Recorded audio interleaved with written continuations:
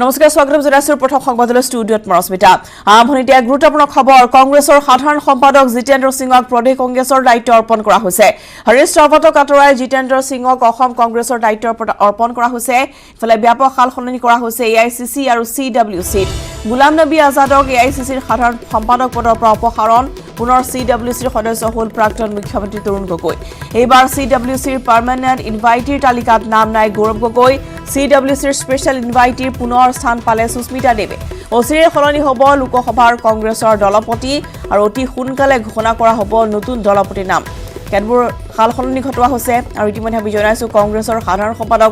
জিতেন্দ্ৰ সিঙক প্ৰদেশ কংগ্ৰেছৰ দায়িত্ব অৰ্পণ কৰা হৈছে আৰু হৰিশ ৰাৱতক আঁতৰাই জিতেন্দ্ৰ সিঙক অসম কংগ্ৰেছৰ দায়িত্ব অৰ্পণ কৰা হ'ল ইফালে ব্যাপক সালসলনি ঘটোৱা হৈছে এআইচিচি আৰু চিডব্লিউচিটো গুলাম নবী আজাদক এআইচিচিৰ সাধাৰণ সম্পাদক পদৰ পৰা অপসাৰণ পুনৰ চিডব্লিউচিৰ সদস্য হ'ল প্ৰাক্তন মুখ্যমন্ত্ৰী তৰুণ গগৈ আৰু চিডব্লিউচিৰ পাৰ্মানেণ্ট ইনভাইটিৰ তালিকাত এবাৰ নাম নাই গৌৰৱ গগৈ কিন্তু চিডব্লিউচিৰ স্পেশাল ইনভাইটিত পুনৰ স্থান লাভ কৰিছে সুস্মিতা দেৱে অচিৰে কংগ্ৰেছৰ লোকসভাৰ কংগ্ৰেছৰ দলপতিও সলনি হ'ব আৰু অতি সোনকালে ঘোষণা কৰা হ'ব নতুন দলপতিৰ নাম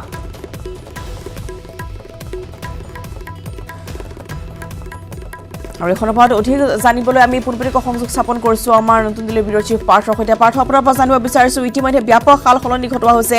এআইচিচি আৰু চিডব্লিউচিত আপোনাৰ পৰা অধিক জানিব বিচাৰিছোঁ এই সন্দৰ্ভত ৰশ্মিতা হয় এই বাতৰিটো কালি সন্ধিয়া কালি ৰাতিৰ বাতৰি ইতিমধ্যে কংগ্ৰেছ দলে চিডব্লিউচিত আৰু অন্যান্য সাংগঠনিক গোটবোৰ যথেষ্ট সালসলনি তেওঁলোকে আনিছে বহুকেইজন ব্যক্তিক তেওঁলোকে দায়িত্বত থকা বহুকেইজন ব্যক্তিক তেওঁলোকে সলাইছে ইতিমধ্যে আপুনি ঘোষণা কৰিলে অসমৰ বেলিকা অসমৰ যিজন মহা সচিব বা অসমৰ যিজন সাধাৰণ সম্পাদক অসমৰ দায়িত্বত থকা কেন্দ্ৰীয় নেতৃত্বৰ পৰা যিজন সাধাৰণ সম্পাদক তেওঁক সলোৱা হৈছে তেওঁক পূৰ্বতে আছিল হৰিশ ৰাৱত এতিয়া জিতেন্দ্ৰ সিঙক সেই দায়িত্ব অৰ্পণ কৰা হৈছে আৰু এই দায়িত্ব যথেষ্ট গুৰুত্বপূৰ্ণ বুলি বিবেচিত হৈছে কাৰণ অহা বছৰ অসমত নিৰ্বাচন আছে গতিকে নিৰ্বাচনৰ প্ৰাক মুহূৰ্তত তেনেধৰণৰ এক সালসলনি যথেষ্ট তাৎপৰ্য বহন কৰিছে হৰিশ ৰাৱত এই দায়িত্বত বহু বছৰ ধৰি আছিলে বৰ্তমান হৰিশ ৰাৱতৰ ঠাইত জিতেন্দ্ৰ সিঙক এই দায়িত্ব অৰ্পণ কৰা হৈছে জিতেন্দ্ৰ সিং প্ৰাক্তন কেন্দ্ৰীয় মন্ত্ৰী তেওঁ অসমৰ দায়িত্বত থাকিব আৰু তাৰ সমান্তৰালকৈ চিডব্লিউচিটো সালসলনি ঘটোৱা হৈছে যাৰ কথা যি আপুনি ইতিমধ্যে উল্লেখ কৰিছে চিডব্লিউচিত এতিয়া বৰ্তমান অসমৰ একমাত্ৰ সদস্যজন হৈছে তৰুণ গগৈ তাৰ সমান্তৰালকৈ পূৰ্বতে চিডব্লিউচিৰ যি পাৰ্মানেণ্ট ইনভাইটিৰ তালিকাখন আছিল সেই তালিকাত নাম অন্তৰ্ভুক্ত হৈ আছিলে গৌৰৱ গগৈৰ কিন্তু এইবাৰ গৌৰৱ গগৈৰ নাম চিডব্লিউচিৰ পাৰ্মানেণ্ট ইনভাইটিৰ তালিকাত নাই কিন্তু আজি কিছুদিনৰ আগতে গৌৰৱ গগৈ কিন্তু লোকসভাৰ উপদলপতিৰ যি দায়িত্ব সেই দায়িত্ব অৰ্পণ কৰা হৈছে আৰু যি আগন্তুক লোকসভাৰ সেচন আৰম্ভ হ'ব 14 ছেপ্টেম্বৰৰ পৰা সোমবাৰৰ পৰা সেই লোকসভাৰ অধিৱেশনখনত গৌৰৱ গগৈয়ে উপদলপতিৰ ভূমিকা পালন কৰিব কিন্তু সুস্মিতা দেৱৰ নাম আছে তেওঁ চিডব্লিউচি স্পেচিয়েল ইনভাইটি হৈ আছে কাৰণ তেওঁ মহিলা কংগ্ৰেছৰ সভানেত্ৰী গতিকে তাৰে পৰিপ্ৰেক্ষিততে তেওঁ চিডব্লিউচিৰ স্পেচিয়েল ইনভাইটি এতিয়াও হৈ আছে যদি এয়া হল অসমৰ কথা আৰু যদি সৰ্বভাৰতীয় পৰ্যায়ত চোৱা যায় তেতিয়া সৰ্বভাৰতীয় পৰ্যায়তো দেখা গ'ল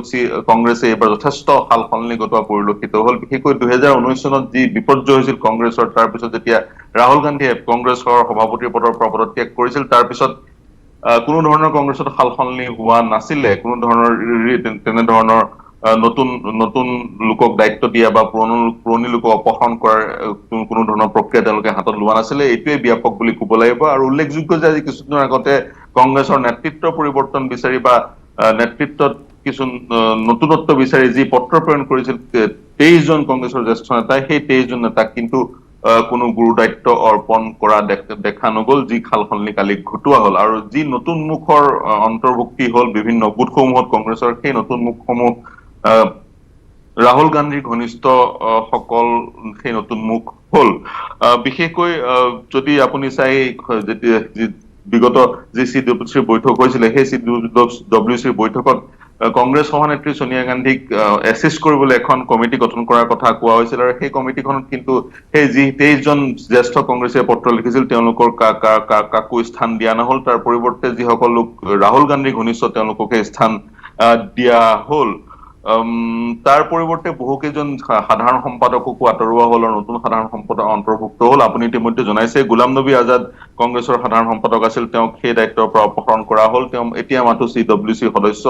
আনন্দ শৰ্মা যিয়ে পত্ৰত কংগ্ৰেছৰ এজন জ্যেষ্ঠ নেতা পূৰ্বৰ কেন্দ্ৰীয় মন্ত্ৰী যিয়ে সেই পত্ৰখনত স্বাক্ষৰ কৰিছিল তেওঁকো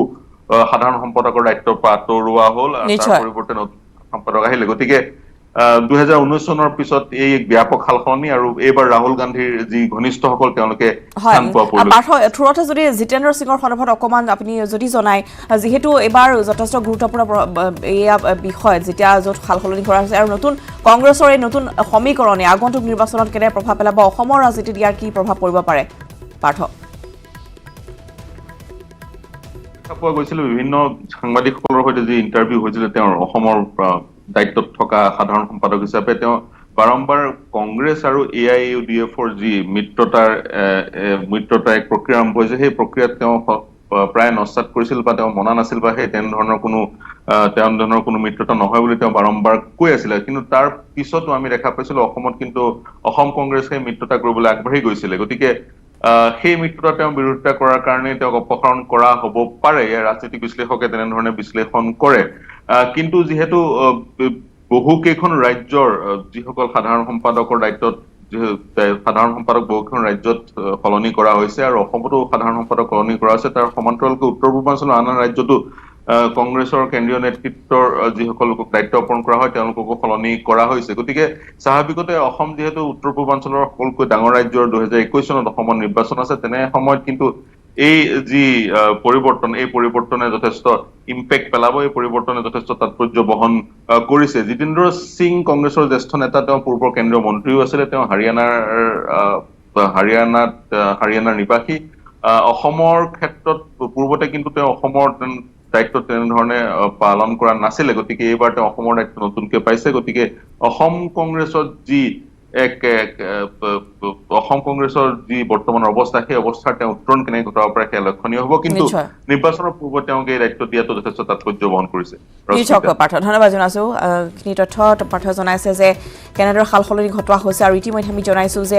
2021 আছে অসমৰ বিধানসভা নিৰ্বাচন তাৰ পূৰ্বে সালসলনি ঘটোৱা হৈছে এয়া কংগ্ৰেছৰ AICC আৰু CWC আৰু ইতিমধ্যে আমি জনাইছো যে কংগ্ৰেছৰ সাধাৰণ সম্পাদক জিতেন্দ্ৰ সিঙক প্ৰদেশ কংগ্ৰেছৰ দায়িত্ব অৰ্পণ কৰা হৈছে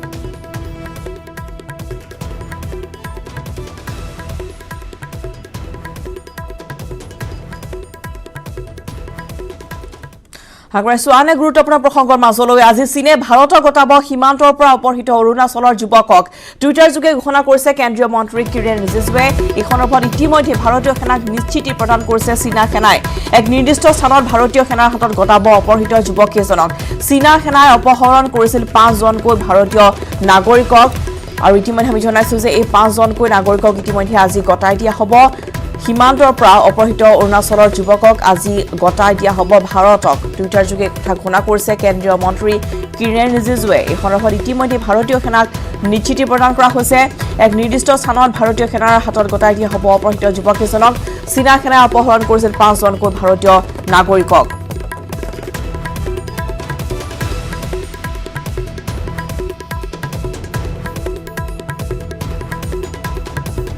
আৰু ইতিমধ্যে চীনৰ ফলৰ পৰা কোৱা হৈছিল যে ভাৰতীয় এই যুৱককেইজনে চীনৰ যি চীনৰ সীমান্ত তেওঁলোকে প্ৰৱেশ কৰিছিল বা তাত আছিল তাৰ বাবে তেওঁলোকক লৈ যোৱা হৈছিল কিন্তু ইতিমধ্যে অপহৃত অৰুণাচলৰ এই 5 জনকৈ যুৱকক গতাই দিয়া হ'ব আৰু ইতিমধ্যে টুইটাৰ যোগে কেন্দ্ৰীয় মন্ত্ৰী কিৰেণ ৰিজিজুৱে এই সন্দৰ্ভত তথ্য সদৰি কৰিছে ভাৰতীয় সেনাক আজি প্ৰদান কৰা হ'ব এই 5 জনকৈ যুৱক ভাৰতীয় সেনাক গতাই দিয়া হ'ব নিশ্চিতি প্ৰদান কৰা হৈছে চীনা সেনাই এক নিৰ্দিষ্ট স্থানত ভাৰতীয় সেনাৰ হাতত গতাই দিয়া হ'ব অৰুণাচলৰ পৰা অপহৃত এই 5 জনকৈ যুৱকক চীনা সেনাই অপহৰণ কৰিছিল 5 জনকৈ ভাৰতীয় নাগৰিকক আৰু প্ৰথম অৱস্থাত কোৱা হৈছিল যে চীনা সীমান্তত তেওঁলোকে প্ৰৱেশ কৰিছিল যাৰ বাবে এই যুৱককেইজনক কৰায়ত্ব কৰা হৈছিল কিন্তু ইতিমধ্যে এই 5 জনকৈ যুৱকক আজি গতাই দিয়া হ'ব এক নিৰ্দিষ্ট স্থান তেওঁলোকে বাছি লৈছে আৰু সেই নিৰ্দিষ্ট স্থানতেই ভাৰতীয় সেনাৰ হাতত গতাই দিয়া হ'ব 5 জনকৈ অৰুণাচলী যুৱকক যিকেইগৰাকীক ইতিমধ্যে চীনা সেনাই অপহৰণ কৰি লৈ গৈছিল 5 ভাৰতীয় নাগৰিকক আজি গতাই দিয়া হ'ব আমাৰ জ্যেষ্ঠ সাংবাদিক ঋতিক কৌশিক আছে সন্দৰ্ভত অধিক জনাবলৈ ঋতিক আপোনাৰ পৰা সবিশেষ জানিব বিচাৰিছো কেতিয়া এই ভাৰতীয় নাগৰিকজনক গতাই দিয়া হ'ব কি আহিছে আপোনাৰ হাতলৈ শেহতীয়া খবৰ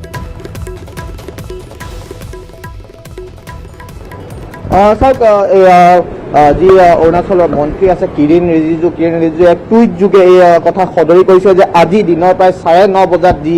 হেণ্ড অভাৰ টেকিং অভাৰ আছে সেই হেণ্ড অভাৰ টেকিং অভাৰটো সম্পূৰ্ণ হ'ব য'ত দামাই বুলি এটা স্থান নিৰ্ধাৰণ কৰা হৈছে তাত এই ক্ষেত্ৰত যি ব্যৱস্থা দুই দেশৰ যি ব্যৱস্থা সেনাই সেই 5জন যুৱকক ভাৰতীয় সেনাৰ হাতত তেওঁলোকে অৰ্পণ কৰিব আৰু ইয়াত ইতিমধ্যে আপুনি উল্লেখ কৰিছে যে 5জনকৈ যি নাচো বুলি যি গাঁও আছে অৰুণাচল প্ৰদেশৰ সেই নাচো গাঁৱৰ পৰা তেওঁলোকে 5জন যুৱক আৰু গাঁৱৰ আন কেইজনমান লোকে তেওঁলোকে চিকাৰৰ কাৰণে সেই জংঘলত আছিল আৰু তাৰ পৰা এই 5জন যুৱকক PLA অপহৰণ কৰি লৈ গৈছিল আৰু এই ক্ষেত্ৰত যি অৰুণাচলৰ কংগ্ৰেছৰ প্ৰাক্তন বিধায়ক আছিল বিধায়কে টুইট যোগে এইটো প্ৰথমতে সদৰি কৰিছিল আৰু তাৰ পিছতে চীনৰ ফালৰ পৰা এই ক্ষেত্ৰত তেওঁলোকে অস্বীকাৰ কৰিছিল কোনো ধৰণৰ অপহৰণ বা আন ব্যৱস্থা কৰা আৰু সেই সময়ছোৱাতে ভাৰতৰ যি প্ৰতিৰক্ষা মন্ত্ৰী আছিল ৰাজনাথ সিং তেওঁ বৈঠকত মিলিত হৈছিল ৰাছিয়া আৰু চীনৰ মন্ত্ৰীসকলৰ লগত আৰু সেই সময়তে এই ঘটনাটো সংঘটিত হৈছিল আৰু তাৰপিছত পৰৱৰ্তী সময়ত ভাৰতীয় সেনাই PLAৰ লগত যোগাযোগ কৰিছিল আৰু পৰৱৰ্তী সময়ত এইটো তেওঁলোকে মানি লৈছিল যে ভাৰতীয় 5জন যুৱকক অপহৰণ কৰি তেওঁলোকে লৈ গৈছিল আৰু আজি যি কিৰেণ ৰিজিজুৰ টুইট আছে সেই টুইটত উল্লেখ কৰিছে যে আজি দিনৰ 9:30 বজাত এই যি 5জন যুৱক আছে যুৱকক ভাৰতীয় সেনাৰ হাতত অৰ্পণ কৰিব হয় নিশ্চয়কৈ যথেষ্ট গুৰুত্বপূৰ্ণ বিষয় যিহেতু প্ৰথম অৱস্থাত কিন্তু ঋতিক এই যুৱককেইজনক চীনা সেনা নিয়া নাই বুলি তেওঁলোকে কৈছিল প্ৰথম অৱস্থাত জানিব পৰা হোৱা নাছিল যে যুৱককেইজন ক'ত আছে নিখোজ হৈ আছিল বুলি বাৰম্বাৰ যোগাযোগ কৰাৰ পিছতহে চীনাই জনাইছে যে তেওঁলোকে লৈ গৈছিলে যুৱককেইজনক গতিকে যাৰ ফলত যথেষ্ট দেখিবলৈ পোৱা গৈছে যে এক আতংকময় পৰিৱেশে বিৰাজ কৰিছে যুৱককেইজনৰ সন্দৰ্ভত নিৰ্দিষ্ট হোৱা যুৱককেইজনক লৈ যথেষ্ট এক কৌতূহল আছিল সকলোৰে মনত আৰু অৱশেষত এই উৎকণ্ঠাৰ খাম খাটিছে আৰু আজি পুৱা 9:30 বজাত এই যুৱককেইজনক গতাই দিয়া হ'ব বুলি জানিব পৰা গৈছে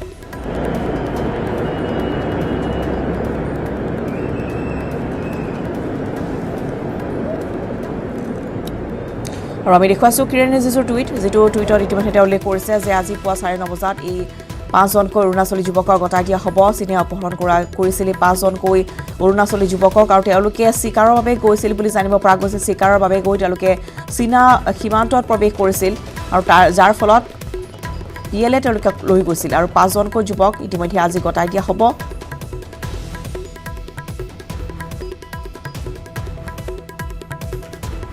আৰু এক স্থান তেওঁলোকে নিৰ্বাচন কৰিছে সেই স্থানতে ভাৰতীয় সেনাৰ হাতত গতাই দিয়া হ'ব 5জনকৈ অৰুণাচলী যুৱকক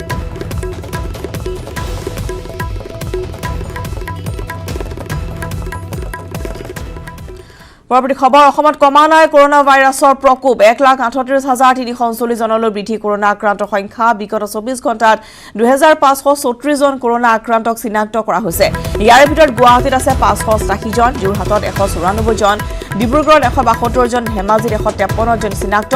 বৰ্তমানলৈকে কৰোনা আক্ৰান্ত হৈ মৃত্যু হৈছে 430 জনৰ কৰোনাত আক্ৰান্তৰ শতকৰা হাৰ হৈছে 6.96% বৰ্তমানলৈ আৰোগ্য লাভ কৰিছে 1,05,701 জন লোকে চিকিৎসাধীন হৈ আছে 32,205 জন ৰোগী পুনৰবাৰ জনাইছোঁ অসমত কৰোনা ভাইৰাছৰ প্ৰকোপ বৃদ্ধি পাইছে 1,38,339 জনলৈ বৃদ্ধি কৰোনা আক্ৰান্তৰ সংখ্যা বিগত 24 ঘণ্টাত 2,534 জন কৰোনা আক্ৰান্ত চিনাক্ত কৰা হৈছে ইয়াৰে ভিতৰত গুৱাহাটীত 580 জন যোৰহাটত 194 জন ডিব্ৰুগড়ত 172 জন ধেমাজিত 153 জন চিনাক্ত বৰ্তমানলৈকে কৰোনা আক্ৰান্ত হৈ মৃত্যু 430 জনৰ কৰোনাত আক্ৰান্তৰ শতকৰা হাৰ 6.96% আৰোগ্য হৈছে 1,05,701 জন লোকে চিকিৎসাধীন হৈ আছে 32,205 জন ৰোগী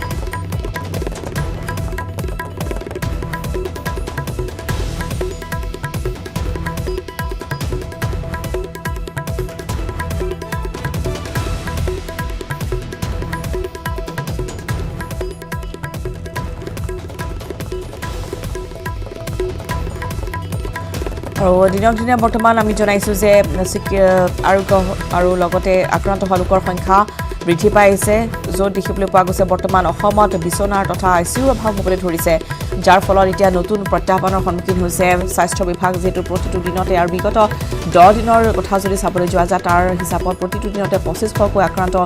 বৃদ্ধি পাইছে প্ৰতিটো দিনত গতিকে দেখিবলৈ পোৱা গৈছে যদি এনেধৰণৰ ধাৰা অব্যাহত থাকে আগন্তুক নৱেম্বৰ ডিচেম্বৰ মাহত এই আক্ৰান্ত সংখ্যা যথেষ্ট বৃদ্ধি পাব পাৰে আৰু বৰ্তমান এটা মাহৰ পিছতে হয়তো এই আক্ৰান্ত সংখ্যা দুগুণ হ'ব পাৰে স্বাস্থ্যমন্ত্ৰীগৰাকীয়ে এই কথা ইতিমধ্যে ঘোষণা কৰিছে আৰু যাৰ বাবে জনসাধাৰণক যথেষ্ট সচেতন আৰু সজাগ হৈ থকাৰ আহ্বান জনোৱা হৈছে আমি বাৰম্বাৰ জনাইছোঁ যে অসমত বৰ্তমান যথেষ্ট এক ভয়ংকৰ পৰিস্থিতিৰ সৃষ্টি হৈছে আৰু যিহেতু ভেকচিনৰ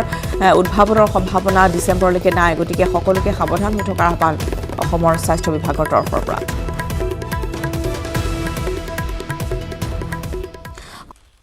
উভতিছো বাতৰ মাজলৈ পেটিএম ব্যৱহাৰকাৰীসকল সাৱধান দুষ্ট চক্ৰই আপোনাকো কৰিব পাৰে সৰ্বশান্ত তেনে ঘটনা সংঘটিত হৈছে গোৱালপাৰা জিলাৰ ধূপধৰাত এগৰাকী মহিলাৰ একাউণ্টৰ পৰা হেকাৰে উলিয়ালে 1,89,027 টকা হীৰা ৰাভা নামৰ মহিলাগৰাকী ভাৰতীয় ষ্টেট বেংকৰ ধূপধৰা শাখাৰ একাউণ্টৰ পৰা লুটি নিলে এই বৃহৎ টকাখিনি যাৰ ফলত মূৰে কপালে হাত দিছে এতিয়া মহিলাগৰাকীয়ে বিগত 22 আগষ্টৰ পৰা 7 ছেপ্টেম্বৰৰ ভিতৰত কোনো অজ্ঞাত ব্যক্তিয়ে পেটিএমৰ জৰিয়তে হৰলুকি কৰিছে বৃহৎ পৰিমাণৰ ধন বেংক পাছবুক আপডেট কৰাৰ পিছতহে চকু কপালত উঠিল মহিলাগৰাকীৰ ভুক্তভোগী মহিলাগৰাকী ইতিমধ্যে ধূপধৰা আৰক্ষী থানাত এজাহাৰ দাখিল কৰিছে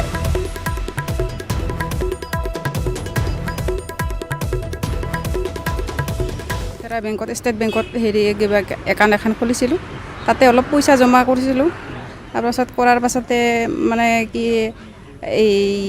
22 আগষ্ট আছিল নেকি তেতিয়াৰ পৰা মানে মোৰ পইচা ওই একাউণ্টৰ পৰা নোহোৱা হৈ আছে কি মানে আজি 5,000 কালি 20,000 কালি কিবা এনেকুৱা কৰি লৈ যাই আছে আৰু তাৰপাছত আমি গম নাপাওঁ আপ টু ডেট কৰি চাওঁতেহে গম পালোঁ যে আমাৰ পইচা বহুতখিনি নাইকিয়া হৈছে এনে 1,89,027 টকা 2 লাখ বৰ্তমান 2 লাখে আপোনালোকে এজাহাৰ দিলে দিছোঁ আজি ধূপধাৰা হেৰি কিবা আৰক্ষীৰ হেৰি দিছোঁ এজাহাৰ বঙাইগাঁৱৰ মাজমজিয়াত থকা ঐতিহ্যমণ্ডিত ৰাস মন্দিৰৰ চোৰৰ লুটপাট মন্দিৰৰ তলা ভাঙি চোৰে লুটিলে নগদ ধনৰ লগতে সোণ ৰূপৰ অলংকাৰ চিচিটিভিত বন্দী হ'ল চুৰি কাণ্ডৰ দৃশ্য ৭৫,০০০ৰো অধিক নগদ ধন আৰু ৫০,০০০ৰো অধিক মূল্যৰ সোণৰ অলংকাৰ ২০,০০০ৰো অধিক মূল্যৰ ৰূপৰ অলংকাৰ চোৰে লুট কৰি নিয়ে আলমিৰাৰ তলা ভাঙি লুটপাট চলোৱাৰ লগতে সা সামগ্ৰীও চোৰৰ দলটোৱে লণ্ডভণ্ড কৰে বঙাইগাঁও উপায়ুক্তৰ কাৰ্যালয়ৰ সমীপতে থকা এই মন্দিৰটোত এইদৰে চোৰে লুটপাট কৰা ঘটনাই নিৰাপত্তা ব্যৱস্থাৰ ফোপোলা স্বৰূপটোকে ডঙাই দিছে ইতিমধ্যে বঙাইগাঁও সদৰ থানাত পূজা কমিটিৰ এজাহাৰ দাখিল কৰিছে চিচিটিভি কেমেৰাত বন্দী হৈছে চোৰে এনেদৰে নগদ ধন আৰু সোণৰ ৰূপৰ অলংকাৰ চুৰি কৰি নিয়াৰ সমগ্ৰ দৃশ্য আৰু তলা ভাঙি চোৰে লুট কৰি নিছে নগদ ধন লগতে সোণ ৰূপৰ অলংকাৰ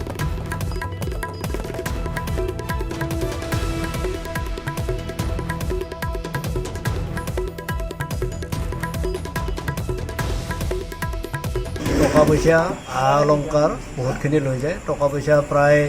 ৭৫,০০০ মান টকা তেওঁলোকে লৈ গৈছে আৰু আ অলংকাৰৰ মূল্য প্ৰায় ৭০,০০০ মান টকা হ'ব এইখিনি তেওঁলোকে লৈ গৈছে আৰু আমাৰ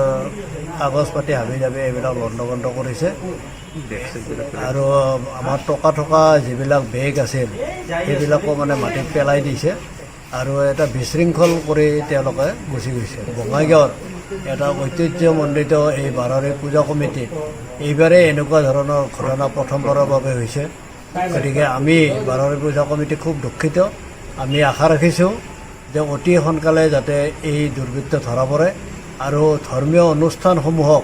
যাতে দুৰ্বৃত্তৰ কবলৰ পৰা যাতে মুক্ত কৰিব পাৰি তাৰ বাবে চৰকাৰে ব্যৱস্থা গ্ৰহণ কৰিব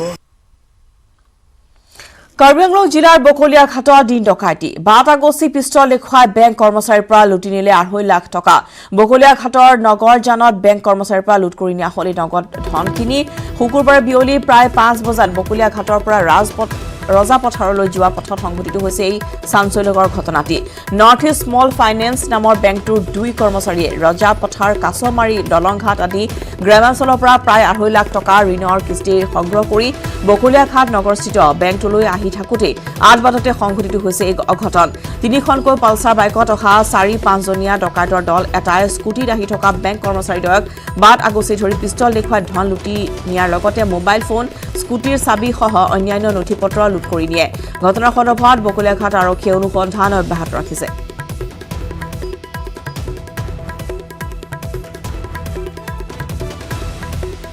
আহি আছো সেই ৰজাপথাৰ পাৰ হৈ আহি সেইখিনি নৱৰজান বুলি কয় বেয়া ৰাস্তা এটা আছে সেইখিনিতে মানে 4জন ল'ৰা মুখত হেলমেট পিন্ধি পেলাই হেলমেট পিন্ধি আহিছে আৰু হেলমেট পিন্ধা আছিলে আৰু এজনে হেলমেট পিন্ধা নাই টুপি আহি একদম ডাইৰেক্ট স্কুটিৰ মুখত আহি ৰখি আৰ্মছ দেখুৱাইছে তো মোৰ পকেটত মোবাইল আছে মোবাইলটো লৈছে তাৰপিছত বাইদেউৰ এই বেগটো মানে স্কুটিতে আছিল তো একদম কাহি আজুৰি পেলাই বেগটো আমি বাৰে বাৰে কৈছোঁ যে আমাৰ এইবিলাক আমাৰ পইচা নহয় ইয়াৰ ৰাইজৰ পইচা আমাক আপোনালোকে হেৰি নকৰিব কৈছে গুলি খাবলৈ মন আছে বোলে আৰ্মছ এটা দেখুৱাইছে এনেকুৱা পিষ্টল নে কি আৰু আৰ্মছটো দেখুৱাই একদম 3খন বাইক ষ্টাৰ্ট দি আছে দি পেলাই বাছ সিহঁতে বেগ চেক লৈ পেলাই ফুটি গুচি গৈছে কিমান মান টকা আছিলে 2.5 লাখ টকা আছিলে 2.5 লাখ আৰু মোৰ পাৰ্চ আছিলে এটিএম চব আছিলে পান কাৰ্ড ভোটাৰ আইডি চব আছিলে এইটো ক'ৰ পৰা কালেকশ্যন কৰিছিলা কাছমাৰী দলংঘাট আৰু ৰজাপথাৰ কি বেংকৰ north east small finance bank বকলিয়াত নেকি বকলীয়া ব্ৰাঞ্চ মই তেওঁলোকৰ পিছফালে আহিছিলোঁ তেওঁলোকে যেনেকৈ কান্দি আছিলে তো মই ৰখাই পেলাই সুধিলোঁ যে দাদা কি হ'ল তো মোক এনেকুৱা কথা আমাক আৰ্মছ দেখাই পেলাই আমাৰ যি আছিলে চব লৈ পেলাই গুচি গ'ল তেওঁলোকে তো মই ক'লো কোনফালে গ'ল তো তেওঁলোকে মানে এইফালে হাতীপুৰা সোমোৱাই এইফালে ৰাস্তা মানে দেখুৱাইছে কিন্তু তেওঁলোকে কোনফালে গ'ল ৰাজ্যৰ আঞ্চলিক ৰাজনীতিত নিমিলা অংক পতাকাখন হ'ব কাৰ ধৰিব কোনে অজিত ভূঞা লুৰিণ অৰূপ নে অখিল কাৰ পতাকাৰ তললৈ আহিব কোন অখিল লুৰিণ দীপাংকৰ জ্যোতি সম্ভৱ নে অজিত ভূঞাই আপোচ কৰিবনে এনে অংকই জটিল কৰিছে আঞ্চলিক শক্তি ঐক্যবদ্ধ হোৱাৰ সূত্ৰ ধূসৰ ৰাজ্যৰ আঞ্চলিক শক্তিৰ ৰাজনীতি অজিত ভূঞাৰ এটা দল বন্ধু অৰূপ বৰবৰাৰো আন এটা আসু এজেৱাইচিপিয়ে নামানে অখিলক পত্নী পুত্ৰ মাতৃক সুধিয়ে ৰাজনীতি অখিলৰ অদীপ ফুকনো ঘূৰিছে গাঁৱে চহৰে সকলোকে বিকল্প লাগে বিজেপি কংগ্ৰেছ এআইইউডিএফৰ বিকল্প লাগে বিকল্প আঞ্চলিক শক্তিয়েহে ৰক্ষা কৰিব অসম গতিকে বিকল্প শক্তি গঠন কৰিবলৈ তৎধৰণি হেৰুৱাইছে সকলোৱে কিন্তু 4-5টা আঞ্চলিক দল খুলি সম্ভৱ হ'বনে ৰাজনৈতিক বিকল্প এই উত্তৰ নাই সাংসদ অজিত ভূঞা দীপাংকৰ নাথ লুৰিণ জ্যোতি গগৈ পলাশ চাংমাই অৰূপ বৰবৰা বা অদীপ ফুকনৰ হাতত সকলোকে বিকল্প লাগে কিন্তু কাষ চাপি নাহে কোনো কাৰোৰে ওচৰলৈ অখিল গগৈয়ে কৈছে একেখন পতাকাৰ তলত একগোট হ'লেহে উৎখাত হ'ব বিজেপি এটা আঞ্চলিক দল ঐক্যবদ্ধ শক্তিশালী আৰু সকলোকে সামৰি লোৱা আৰু আপোচবিহীন আঞ্চলিক দল হ'ব লাগিব আৰু এটা দল এটা প্ৰতীক আৰু এখন পতাকা তাৰ তলত এটা আঞ্চলিক দল হ'ব লাগিব ভাগ হ'লে নহ'ব কিন্তু প্ৰশ্ন হৈছে পতাকাখন হ'ব কাৰ ধৰিব কোনে অজিত ভূঞা লুৰিণ অৰূপ অখিল কাৰ পতাকাৰ তললৈ আহিব কোন আজিৰ তাৰিখত এয়া জটিল প্ৰশ্ন বিকল্প বিচাৰিছে কিন্তু ইগো বাঢ়িছে একত্ৰিত আঞ্চলিক শক্তিৰ কথা সকলোৱে কৈছে কিন্তু অখিল লুৰিণ দীপাংকৰ জ্যোতি সম্ভৱ হ'বনে অজিত ভূঞাই আপোচ কৰিবনে অৰূপ বৰবৰা কাষ চাপিব জানো তেৰা খবৰ বহুধা আঞ্চলিক শক্তিয়ে বিজেপি বা কংগ্ৰেছকে লাভৱান কৰিব ঠিকেই কিন্তু জটিল প্ৰশ্নটো হ'ল অখিলে কোৱা পতাকা আৰু ছাতিটো হ'ব কাৰ কোন আহিব কাৰ ছাতিৰ তললৈ তাৰ ওপৰতে নিৰ্ভৰ কৰিব বিকল্প আঞ্চলিক শক্তিৰ সফলতা বিফলতা আৰু ভৱিষ্যত news desk news 18 Assam north east ইফালে 90 কোটি টকা মূল্যৰ হেৰইন সহ দিল্লী আৰক্ষীৰ জালত পৰিছে গোলাঘাটৰ 2 যুৱক দুটা যুৱক দুজন নিত্যানন্দ আৰু ৰাহুল সন্ধিকৈ তিনিজনকৈ যুৱকৰ লগ লাগি ম্যানমাৰৰ পৰা দিল্লীলৈ সৰবৰাহ কৰিছিল 23 কিলোগ্ৰাম হেৰইন দুটা আন তিনিজন বিহাৰৰ বেগুচৰাই জিলাৰ উদয় কুমাৰ সুবোধ দাস আৰু সঞ্জীৱ কুমাৰ ম্যানমাৰৰ পৰা মণিপুৰ আৰু অসম হৈ দিল্লীলৈ সৰবৰাহ কৰিছিল বৃহৎ পৰিমাণৰ হেৰইন দিল্লী আৰক্ষীৰ বিশেষ শাখাৰ উপায়ুক্ত প্ৰমোদ কুশৱাহাৰ নেতৃত্বত যোৱা এটা দলে হেৰইন সহ গ্ৰেপ্তাৰ কৰিছে 5 জনক প্ৰমাণ জনাইছো যে 90 কোটি টকা মূল্যৰ হেৰইন সহ দিল্লী আৰক্ষী জালত পৰিছে গোলাঘাটৰ দুজনকৈ যুৱক দুটা যুৱক দুজন হৈছে নিত্যানন্দ আৰু ৰাহুল সন্দিকৈ তিনিজনকৈ যুৱকৰ লগ লাগি ম্যানমাৰৰ পৰা দিল্লীলৈ সৰবৰাহ কৰিছিল 23 কিলোগ্ৰাম হেৰইন দুটা আন তিনিজন বিহাৰৰ বেগুচৰাই জিলাৰ উদয় কুমাৰ সুবোধ দাস আৰু সঞ্জীৱ কুমাৰ ম্যানমাৰৰ পৰা মণিপুৰ আৰু অসম হৈ দিল্লীলৈ সৰবৰাহ কৰিছিল বৃহৎ পৰিমাণৰ হেৰইন দিল্লী আৰক্ষীৰ বিশেষ শাখাৰ উপায়ুক্ত প্ৰমোদ কুশৱাহাৰ নেতৃত্বত যোৱা এটা দলে ইতিমধ্যে এই 5 জনক গ্ৰেপ্তাৰ কৰিছে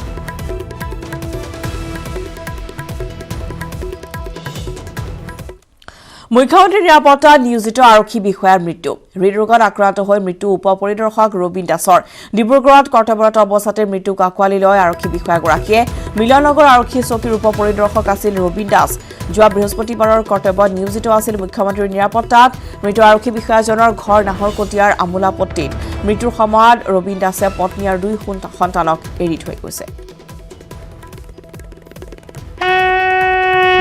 এনেদৰে শ্ৰদ্ধা নিবেদন কৰা হৈছে। ইতিমধ্যে আমি জনাইছোঁ যে মুখ্যমন্ত্ৰীৰ নিৰাপত্তাত তেওঁ নিয়োজিত আছিল। তেওঁৰ আকস্মিক মৃত্যুত এনেদৰে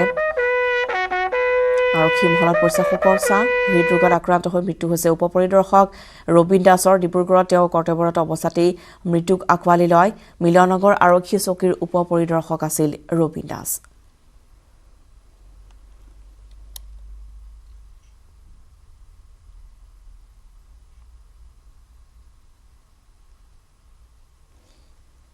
আজিও তেওঁ মানে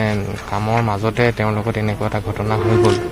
সেইটো আমিও বহুত মানে আচৰিত হৈছোঁ, অলপ দুখ পাইছোঁ, মনত আঘাত পাইছোঁ। কিন্তু মানে এতিয়া মানে কিনো কম, যি হ'ব লগা আছিলে এতিয়া মানে তেওঁ যাতে আত্মাই চিৰশান্তি লাভ কৰে আৰু তেওঁৰ পৰিয়ালক আমি মানে যাতে মনৰ দৃঢ়তাটো বনাই ৰাখে, সেইটোৱে আমি আহ্বান জনাইছোঁ। আৰু আমাৰ ফালৰ পৰা যিমানখিনি সহায় সহযোগিতা মানে দিব পাৰি আমি আমাৰ ছিংগাপুৰৰ পিছত বাগজানৰ জুই নুমুৱাবলৈ আহিব কানাডাৰ বিশেষজ্ঞৰ দল। অহা সপ্তাহত অসমলৈ আহিব কানাডাৰ বিশেষজ্ঞৰ দলটো। নলবাৰীত এই কথা জনালে উদ্যোগ মন্ত্ৰী চন্দ্ৰমোহন পাটোৱাৰীয়ে। জনাইছোঁ যে বাগজানৰ জুইটো কমা নাই, মানে তাত এনেকুৱা কথা এটা হৈছে যে তাতে আমাৰ যিকেইটা কোম্পানী আহিছিল বাহিৰৰ পৰা তেওঁলোকে চেষ্টা কৰিছিল, কিন্তু সেইটোত মানে তেওঁলোক সফল হ'ব নোৱাৰিলে।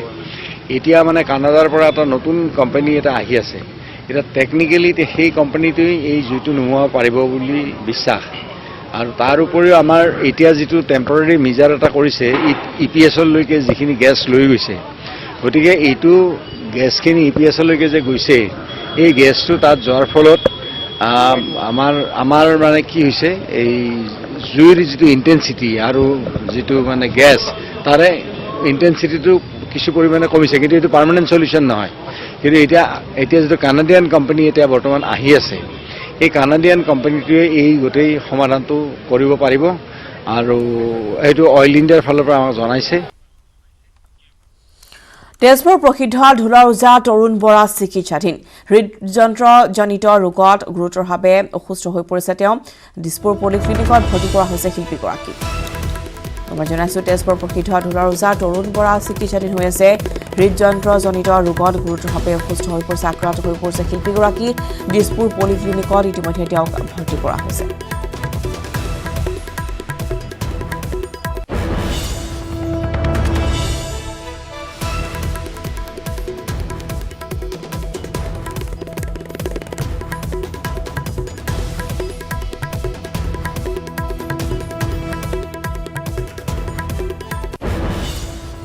আৰু খবৰ